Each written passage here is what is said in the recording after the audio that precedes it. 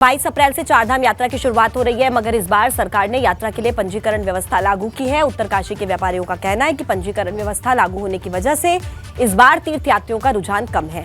व्यापारियों का कहना है कि अभी तक होटल्स में सिर्फ 30% बुकिंग फुल हो पाई है, जबकि 70 होटल्स की बुकिंग खाली है।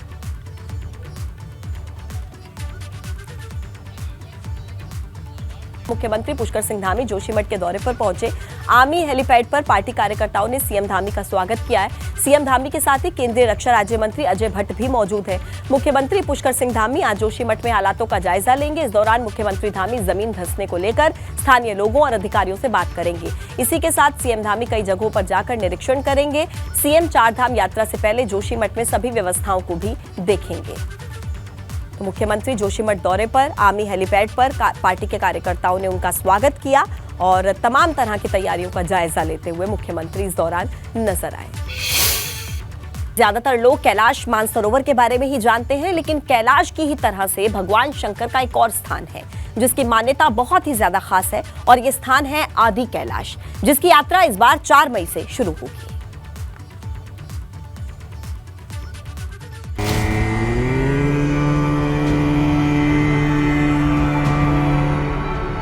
आदि कैलाश, जिसे हिंदू धर्म में कैलाश पर्वत की तरह ही माना जाता है। जो लोग कैलाश मानसरोवर नहीं जा सकते हैं, वो आदि कैलाश की यात्रा कर पुण्य कमा सकते हैं। इसलिए इसे भारत का कैलाश मानसरोवर भी कहते हैं। जिस तरह से कैलाश पर्वत की परछाई मानसरोवर झील में दिखती है, ठीक वैसे ही आदि कैलाश पर्वत की परछाई पार्वती कुंड में नजर आती है। मान्यताओं के मुताबिक भोलेनाथ जब माता पार्वती को ब्याहने जा रहे थे तो उन्होंने इसी स्थान पर अपना पड़ाव डाला था। कैलाश मानसरोवर यात्रा के बाद आदि कैलाश यात्रा को सबसे पवित्र माना जाता है, मगर कैलाश चीन के कब्जे वाले तिब्बत में स्थित है। उत्तराखंड सीमा पर लिपुलेख दर्रे के रास्ते फिलहाल कैलाश मानसरोवर की यात्रा 2 साल से बंद है। ऐसे में तीर्थयात्री आदि कैलाश की यात्रा कर सकते हैं। 4 मई से आदि कैलाश की यात्रा शुरू होने जा रही है, जिसके लिए नैनीताल में प्रशासन तैयारियों को अंतिम रूप देने में जुटा है।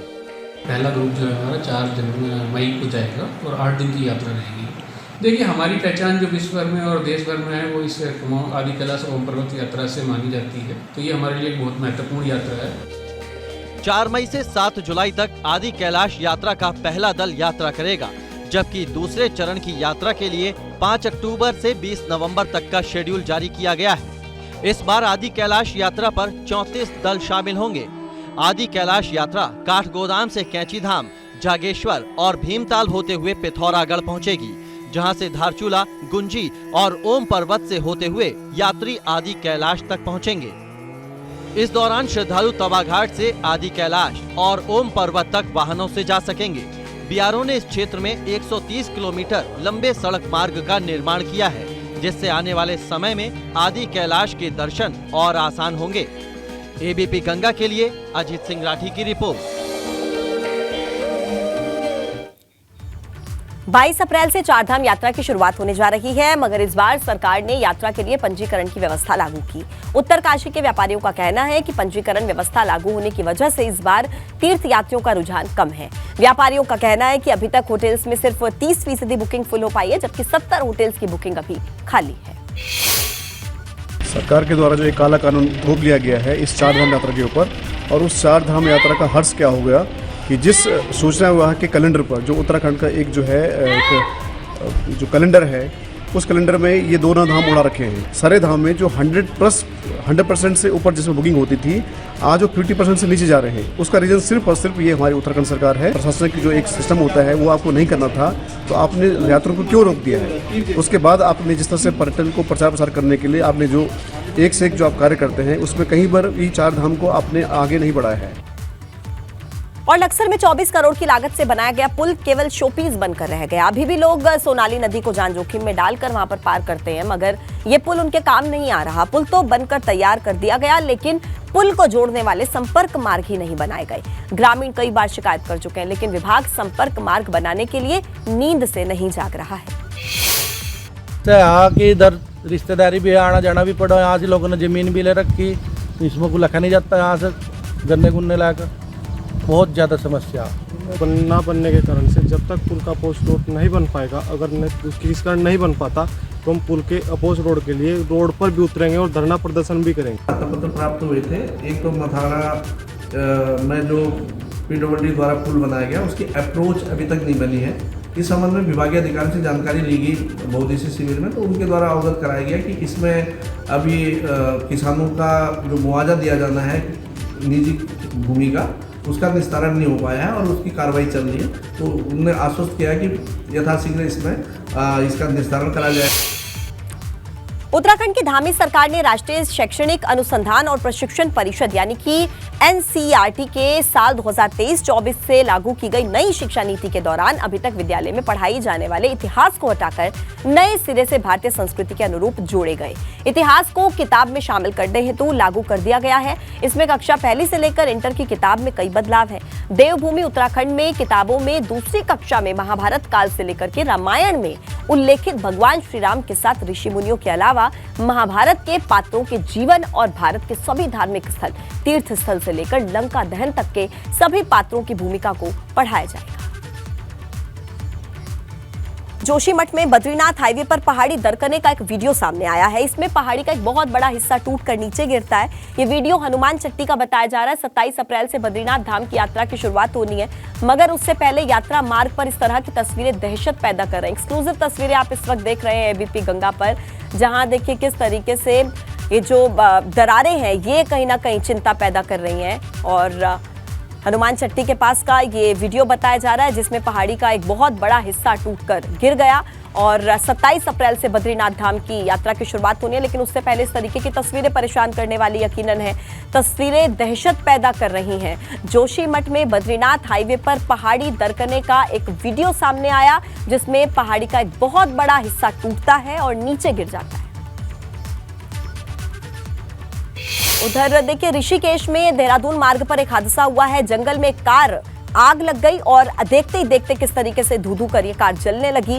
कार सवार समय रहते कार से बाहर आ गए, उनकी जान बच गई। बताया जा रहा है कि कार में 3 लोग सवार थे। कोटद्वार से रेशम माजरी वो अपने घर जा रहे थे और उसी दौरान ये हादसा हुआ। मोतीचूर के जंगल में ये हादसा हुआ है। ये तस्वीरें देखिए, चलती कार आग के गोले में तब्दील हो गई। हालांकि कार सवार जो लोग थे उसने किसी तरीके से अपनी जान बचाने में वो कामयाब हो गए। कूदकर अपनी जान उन्होंने बचाई, लेकिन चलती कार में आग लगने का ये जो वीडियो है ये सामने आया है ऋषिकेश से। मोतीचूर के जंगल में ये हादसा हुआ है और कार में लोग सवार थे। अचानक से इस कार में आग लग गई और कूदकर अपनी जान बचाई है। मोतीचूर के जंगल में ये हादसा हुआ है जिसकी तस्वीरें सामने आई हैं। धू-धू कर ये कार किस तरीके से जलने लगी, आग की उठती हुई लपटें आप इन तस्वीरों में देख सकते हैं।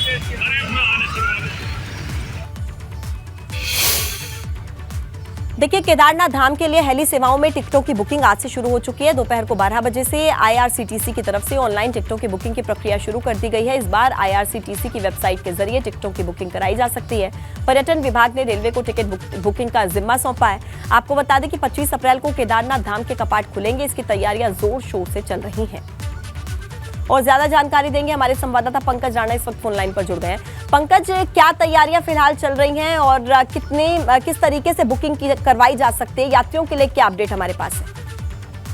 बिल्कुल पूछे, देखिए जो केदारनाथ हेली सेवा है उसके लिए टिकट बुकिंग की जो प्रक्रिया है वो शुरू हो गई है। IRCTC की जो वेबसाइट है उसमें आज 12 बजे से इसकी प्रक्रिया शुरू की गई है। पहले चरण में 24 तारीख से लेकर 30 तारीख तक की टिकट बुकिंग प्रक्रिया की जाएगी, क्योंकि इसमें ये अभी देखना होगा कि कितनी बड़ी संख्या में लोग यहाँ पर बुकिंग कराएंगे। लेकिन इसमें एक बड़ी बात यह है, टिकट बुकिंग सिर्फ वही लोग करा सकते हैं जिन्होंने 4 धाम में जाने के लिए रजिस्ट्रेशन कराया है।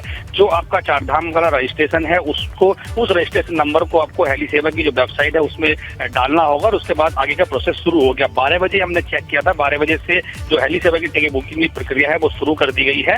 फाटा, सिरसी और गुप्त काशी से ये 3 फ्लाइटें अलग अलग जाएंगी। 9 कंपनियों को इस बार टेंडर दिए गए हैं। टेंडर की प्रक्रिया भी पूजा इस बार नई तरीके से की गई है, क्योंकि कोरोना के दौरान जो पुरानी हेली सेवाएं थी वही उसमें लगातार संचालित कर रही थी और 10% की कुछ वृद्धि भी इसमें की गई है। तो सभी व्यवस्थाएं चाक चौबंद की गई है। और इसके साथ साथ ही क्योंकि पिछले दौरान ये देखने में आया था कि जो हेली सेवा की टिकट बुकिंग की जाती है उसमें कई तरह के फ्रॉड होते हैं। बहुत सारे लोग वेबसाइट बनाकर लोगों से धन ऐंठ लेते थे। तो इस बार जो पर्यटन विभाग है उन्होंने GMBN से टेंडर हटाकर जो रेलवे की IRCTC वेबसाइट है उसको दिया है। उन्होंने पूरी तरह से इसकी वेबसाइट अलग से लॉन्च कर दी है। उस पर ट्रायल पिछले कई दिनों से यानी कि कुल मिलाकर यात्रियों की सुविधा के लिए तमाम जो तरीके हैं वो अपनाए जा रहे हैं ताकि यात्रियों को किसी तरीके की दिक्कत ना हो। पंकज, बहुत धन्यवाद आपका जानकारी देने के लिए। उत्तराखंड में कोरोना के मामले एक बार फिर से बढ़ रहे हैं। चंपावत में कोरोना से छात्रा की मौत हो गई है और छात्रा नवोदय स्कूल में पढ़ाई करती है। तबियत बिगड़ी, अचानक से उसे ICU में एडमिट कराया गया मगर छात्रा की मौत हो गई। छात्रा की मौत के बाद जवाहर नवोदय में छात्र छात्राओं की जांच शुरू कर दी गई है। तो एक बार फिर से कोरोना के मामले सामने आने लगे हैं और ये चिंता बढ़ा देने वाला है क्योंकि एक छात्रा की मौत हो गई और छात्रा महज 12वीं कक्षा में पढ़ती थी। छोटी सी उम्र में इस छात्रा की कोरोना की वजह से मौत हो गई। जुकाम, खांसी, बुखार के सिम्टम्स थे। एंटीजन टेस्ट कराया गया जो कि पॉजिटिव आया। इसके बाद में हॉस्पिटल में उसे भर्ती कर लिया गया ICU में। रात के समय उसकी तबीयत बिगड़ी। उसको फिजिशियन पीडियाट्रिशियन की टीम देख रही थी और वेंटिलेटर पर रात को रख दिया था। सुबह उसके RT-PCR जीनोम सीक्वेंसिंग के सैंपल लिए गए और हायर सेंटर के लिए रेफ़र किया जा रहा था, लेकिन रेफ़र करने से पहले ही बच्ची कोलैप्स हो गई। कॉन्टैक्ट ट्रेसिंग के लिए डॉक्टर CHO ANM की एक टीम भेजी हुई है जो कि वहाँ पर उनके कॉन्टैक्ट की एंटीजन जांच करेगी। कोरोना के ताजा स्थिति बताने के लिए रवि कैंतुरा इस वक्त मेरे साथ जुड़ गए हैं। उनसे ज्यादा जानकारी ले लेते हैं। रवि, चंपावत में एक छात्रा की जान चली गई कोरोना की वजह से, लेकिन अगर पूरे प्रदेश की बात की जाए कोरोना के कितने मामले अभी तक सामने आए हैं, क्या तैयारियां हैं स्वास्थ्य महकमे की? बिल्कुल पूजा, देखिए जिस तरीके से कोविड के मामले उत्तराखंड में बढ़ रहे हैं ये काफ़ी चिंता पैदा करने वाले हैं क्योंकि जिस तरीके से छात्रा की मौत हुई है और उसी तरीके से अगर उत्तराखंड में देखा जाए तो पिछले 24 घंटों में 29 नए मामले आए हैं और एक मौत हुई है। अभी तक अगर इस साल की हम बात करें तो जनवरी से लेकर अभी तक 21 लोगों की मौत उत्तराखंड में हो चुकी है। अभी 2 हफ्ते बाद उत्तराखंड में 4 धाम यात्रा की शुरुआत हो जाएगी। ऐसे में जिस तरीके से कोविड के मामले बढ़ रहे हैं तो स्वास्थ्य विभाग के लिए भी बेहद चिंता है और इसके साथ ही जो श्रद्धालु यहाँ पर आएंगे किस तरीके का मैनेजमेंट होगा, गाइडलाइंस होंगी, इसको लेकर भी अब पूरी तरीके से मंथन किया जा रहा है। 10 तारीख को अगर उत्तराखंड में बात करें तो यहाँ पर मॉक ड्रिल होने वाली है। जितने भी सरकारी अस्पताल हैं उनमें कोविड को लेकर जो सुविधाएं हैं उनको परखा जाएगा और व्यवस्थाओं को और दुरुस्त भी किया जाना है। तो ये पूरी मॉक ड्रिल पूरे प्रदेश भर में यहाँ पर की जानी है। इसके अलावा अगर बात करें तो 4 धाम यात्रा में ऐसे श्रद्धालु ऐसे राज्यों के जो यहाँ पर पहुँचेंगे और उन राज्यों में कोविड की स्थिति अगर बिगड़ती है तो ऐसे लोगों के लिए भी यहाँ पर कोविड का जिस तरीके से RT-PCR की जो जाँच है उसको अनिवार्य किया जा सकता है। इसको लेकर भी मंथन चल रहा है। प्रदेश में अगर बात की जाए तो जिस तरीके से कोविड के मामले बढ़े हैं और इस साल 21 जो मौतें अभी तक हुई हैं, कोविड जब पूरी तरीके से यहाँ पर खत्म भी हो गया था उसके बाद इस तरीके से जो मामले बढ़े हैं वो कहीं ना कहीं चिंता पैदा करने वाले हैं और इस बार 4 धाम यात्रा एक बड़ी चुनौती रहेगी। तो ऐसे में किस तरीके से जो बाहरी राज्य हैं जहाँ पर कोविड का संक्रमण ज़्यादा है उन लोगों के लिए RT-PCR की जाँच को अनिवार्य किया जाएगा। इसको लेकर भी मंथन है। तो इसमें देखना हो किस तरह की गाइडलाइन जारी होती हैं, चाहे मास्क को लेकर हो, अगर वहाँ पर बहुत ज़्यादा जो है भीड़ होती है तो इतनी ज़्यादा भीड़ एकत्रित ना हो। इन तमाम चीज़ों को देखते हुए पूरी तरीके से यहाँ पर सरकार अभी मंथन कर रही है। और सबसे पहले जो प्रदेश में ऐसे लोग हैं जिन्होंने बूस्टर डोज नहीं लगाई है, क्योंकि पहली और दूसरी डोज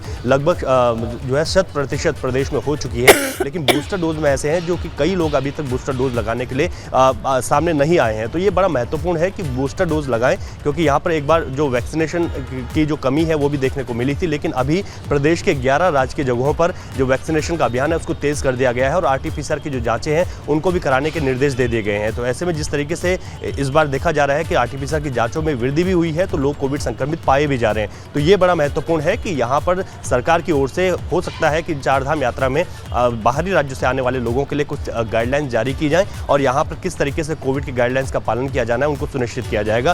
फिलहाल अभी 10 तारीख को एक बड़ी मॉक ड्रिल प्रदेश में होगी जिसमें तमाम सरकारी अस्पतालों में सुविधाओं को परखा जाना है। हो इसकी पूरी तैयारी प्रशासन की तरफ से। बहुत धन्यवाद आपका जानकारी देने के लिए। सीधा गोरखपुर लिए चलते हैं जहां पर मुख्यमंत्री योगी आदित्यनाथ लाइव हैं और वो संबोधन कर रहे हैं। तस्वीरें आपको दिखाते हैं। यहां से लेकर के धुलिया पार तक हम लोग लगभग 1000 एकड़ लैंड में अलग अलग उद्योग देने जा रहे हैं। एक प्लास्टिक पार्क भी यहां आने जा रहा है। गेल के साथ मिलकर के इस कार्यक्रम को हम आगे बढ़ा रहे हैं। प्लेटेड फैक्ट्रीज भी यहाँ पे लग रही है। अन्य तमाम नए उद्योगों के लिए यहाँ पर लोगों में एक नया उत्साह देखने को मिल रहा है और ये उत्तर प्रदेश के अंदर हर एक स्थान पर आज निवेश हो रहा है।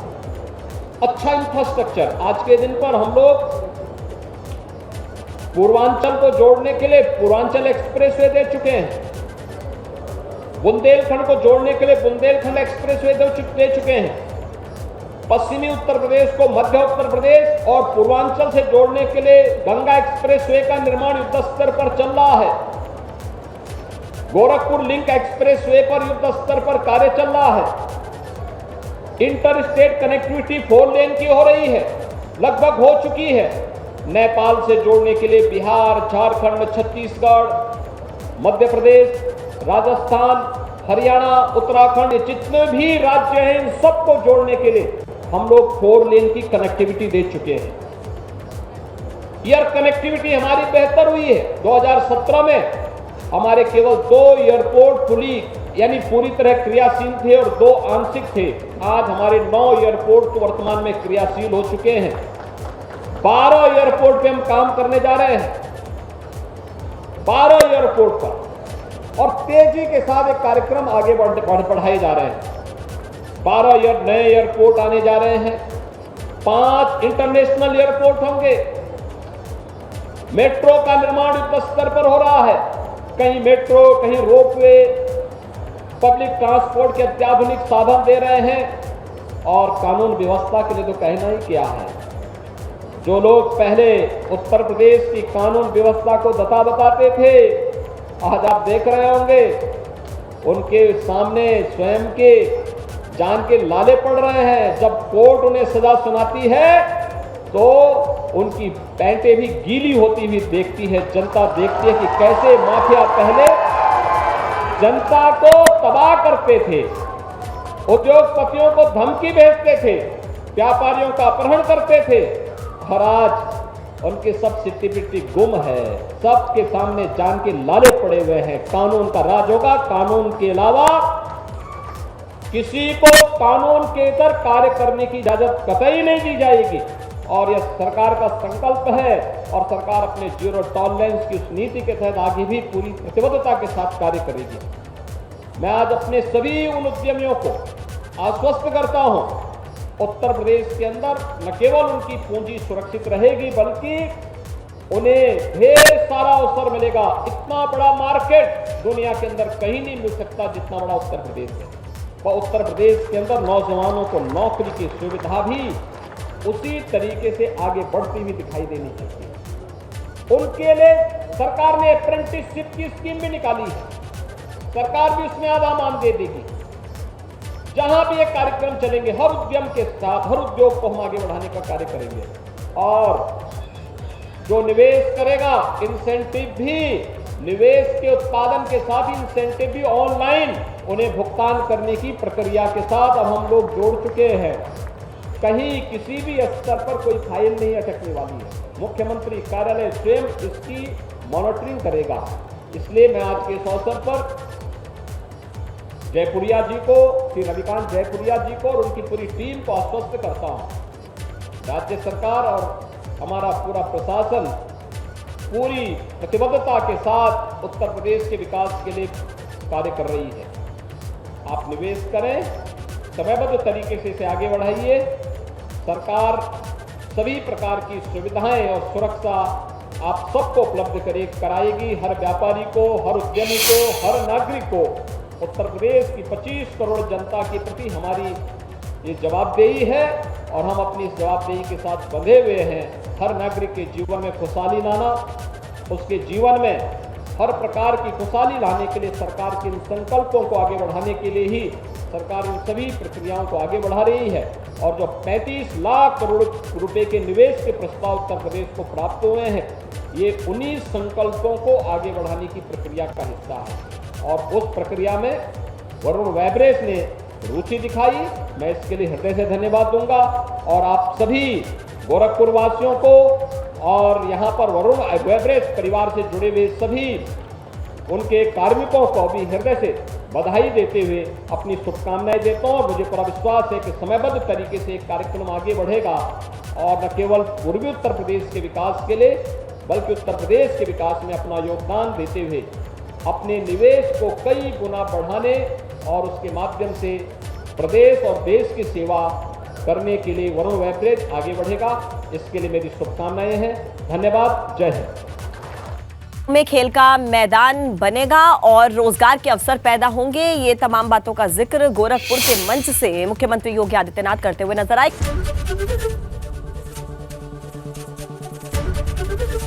एबीपी गंगा, खबर आपकी, जुबान आपकी।